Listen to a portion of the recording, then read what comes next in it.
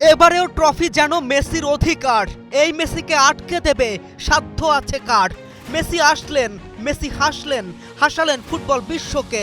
Record বুককে উল্টে পাল্টে দিয়ে ফ্রিকিক থেকে করলেন গোল। প্রিয়তমাকে সামনে বসিয়ে সাক্ষী রেখে মেসির ফ্রিকিক গোল।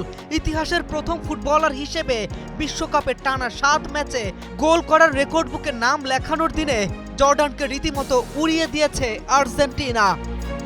প্রথমার্ধে জিওভানি লো সেলসোর দুর্দান্ত ফ্রি কিক এবং জুলিয়ান আলভারেজের আদায় করা পেনাল্টি থেকে লাউতারো মার্টিনেজের গোলে 2-0 ব্যবধানে এগিয়ে বিরতিতে যায় আলবিসেলেস্তারা। দ্বিতীয়ার্ধে বদলি হিসেবে নেমে এই ম্যাচে নতুন মাত্রা যোগ করেন মেসি।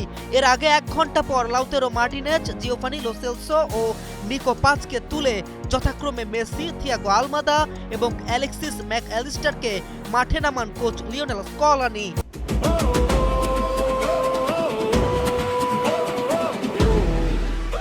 তবে 55তম মিনিটে বদলি খেলোয়াড় মুসা আল তামারির গোলে ব্যবধান কমায় জর্ডান।